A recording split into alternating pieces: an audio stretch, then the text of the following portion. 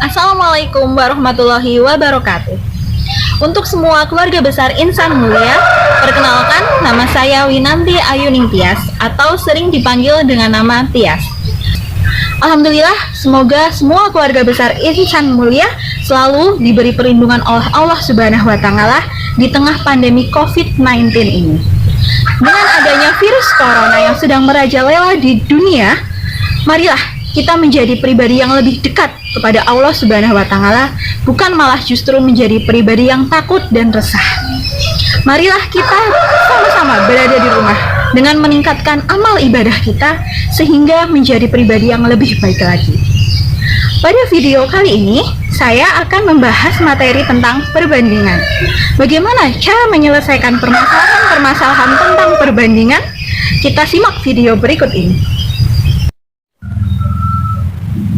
Dalam kehidupan sehari-hari, kita sering mendengar istilah perbandingan atau membandingkan. Sebagai contoh, kita sering menggunakannya untuk membandingkan kelas A dengan kelas B mungkin. Atau bisa juga membandingkan umur si A dengan umur si B. Atau kalau kita pergi ke suatu daerah, kita bisa membandingkan jarak kota A dengan jarak ke kota B. Nah, pada pembahasan kali ini, saya akan memberikan dua permasalahan tentang perbandingan. Kita akan melihat bagaimana perbedaan dari dua permasalahan tersebut dan cara menyelesaikannya. Kita simak bagaimana permasalahan tersebut. Untuk permasalahan yang pertama, di tengah pandemi COVID-19, pemerintah menghimbau masyarakat untuk tetap berada di rumah. Hal tersebut bertujuan untuk memutus penyebaran virus corona. Namun, beberapa orang tetap menjalankan aktivitas seperti biasa guna membantu orang lain memenuhi kebutuhan. Salah satunya yaitu ojek online atau yang biasa kita sebut dengan singkatan ojol. Ojol tetap setia melayani masyarakat sesuai permintaan, walaupun hasil yang mereka dapatkan turun drastis. Pertanyaannya, sebelum adanya wabah COVID-19, ojol biasanya mengantarkan sekitar 15 penumpang dalam waktu sehari. Dan biasanya dia mendapatkan pendapatan sekitar Rp300.000. Setelah adanya wabah COVID-19, penumpang ojol menjadi sepi. Dia hanya bisa mengantarkan sekitar 3 penumpang saja. Lalu, berapakah pendapatan yang ojol terima dalam waktu sehari?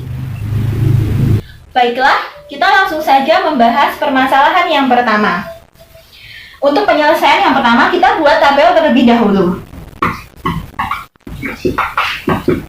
Kita tuliskan penumpang dan pendapatan.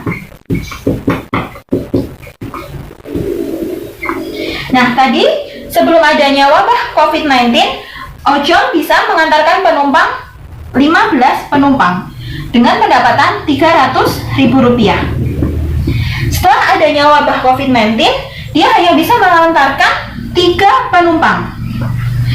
Yang menjadi pertanyaan, berapa pendapatan ojol dalam waktu sehari ketika mengantarkan 3 penumpang tersebut? Kita bisa simbolkan dengan X.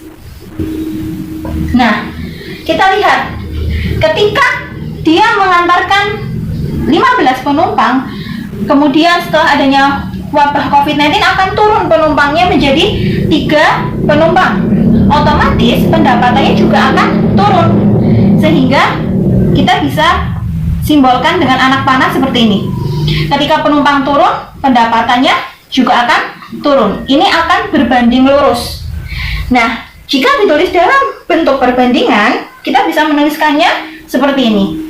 15/3 sama dengan Rp300.000 per X. Setelah itu, kita kalikan silang. 15 dikalikan dengan X. 15 kalikan dengan X sama dengan 300.000 dikalikan dengan 3. Dikalikan dengan 3. Nah, 15 kali X, 15X. 300.000 dikali 3, 900.000. Kita bisa mencari X, yaitu 900.000 dibagi dengan 15. 90 kita bagi dengan 15 dapat 6. Sehingga X-nya kita ketemu 60.000. Nah, jadi ketika ojol mengantarkan 3 penumpang, dia akan mendapatkan pendapatan senilai Rp60.000 dalam waktu 1 hari tersebut. Untuk permasalahan yang kedua, Pak Aziz adalah seorang penyedia jasa pekerja bangunan. Dia berpengalaman dalam proyek-proyek pembangunan kantor dan gedung. Saat ini, dia sedang mengerjakan proyek pembangunan gedung dengan jumlah pekerja sebanyak 40 orang. Dia menargetkan gedung tersebut akan jadi dalam waktu 3 bulan atau 90 hari. Pertanyaannya, setelah pembangunan gedung tersebut berlangsung selama 10 hari, pembangunan gedung tersebut harus berhenti selama 40 hari dikarenakan bencana COVID-19. Jika Pak Aziz harus menyelesaikan pembangunan tersebut tepat waktu, berapa tambahan pekerja yang harus ditambahkan oleh Pak Aziz? Nah, untuk permasalahan yang kedua, bagaimana menyelesaikannya? Langsung saja kita bahas permasalahan yang kedua. Pertama, kita membuat tabel seperti permasalahan yang pertama. Di sini ada pekerja, kemudian waktunya nanti dalam hari.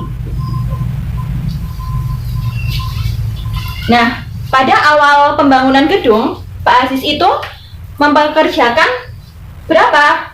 40 pekerjaan, dan dia menargetkan dalam waktu 90 hari. Nah, pada permasalahan yang kedua, setelah 10 hari bekerja, pekerjaan pembangunan gedung tersebut berhenti selama 40 hari. Jadi yang tadinya 90 hari sudah bekerja selama 10 hari. Jadi tinggal 80 hari. Ya enggak? 90 hari sudah bekerja selama 10 hari, kan tinggal 80 hari. Ternyata setelah adanya wabah COVID-19, pekerjaan pembangunan gedung tersebut harus berhenti selama 40 hari. Berarti kita kurangkan dengan 40 hari lagi. Sehingga sisa waktu yang Pak Aziz punya tinggal 40 hari saja. Nah, padahal Pak Aziz kan harus menyelesaikan pembangunan gedung tersebut tepat waktu. Jadi dia hanya tersisa 40 hari saja. 40 hari dia harus menambahkan berapa pekerja? Kita hitung dulu, selama 40 hari ini berapa banyak pekerja yang harus dipekerjakan. Kita simbolkan dengan misalkan Y. Kita hapus dulu yang ini. Nah, di sini ketika pekerjanya atau ketika waktunya itu semakin mepet atau semakin sedikit, logikanya tambahan pekerjanya itu akan semakin banyak. Jadi ketika waktunya semakin sedikit, pekerjanya justru akan semakin banyak. Sehingga ini anak panahnya akan berbanding terbalik. Ketika waktunya sedikit, pekerjanya akan semakin banyak. Nah, perbandingannya kita bisa tuliskan 40 per Y itu akan sama dengan, karena ini anak panahnya terbalik, sehingga ini kita juga menulisnya terbalik. Jadi 40 per 90. Kemudian kita kalikan silang. 40 dikali 90 sama dengan 40 dikali Y, 40Y. 40 kali 90, 3600 sama dengan 40Y. Y-nya 3600 per 40. Kita bisa coret 0 yang terakhir, sehingga didapatkan Y-nya 360 dibagi 4, 90 pekerja. Nah, di sini yang ditanyakan adalah tambahan pekerjanya. Jadi di sini kan 90 pekerja. Ketika waktunya 40 hari, pekerjanya 90. Jadi tambahan pekerjanya yang tadinya sudah ada 40, kita nambah berapa? Berarti 90 dikurangi 40. Jadi Pak Aziz harus menambahkan 50 pekerja. Nah, dari kedua permasalahan yang tadi sudah kita bahas, Bagaimana cara menentukan perbedaannya? Untuk permasalahan yang pertama, kita sudah tahu tadi ketika penumpangnya turun drastis, pendapatannya juga akan turun. Sehingga ini namanya berbanding lurus. Ketika penumpang turun, pendapatan pun turun. Ini disebut perbandingan senilai. Nah, untuk permasalahan yang kedua, ketika pekerjanya itu sedikit, justru waktunya akan semakin banyak. Kebalikannya, jika pekerjanya itu banyak, justru waktunya akan semakin sedikit. Yang satu banyak, yang satu sedikit. Ini namanya perbandingan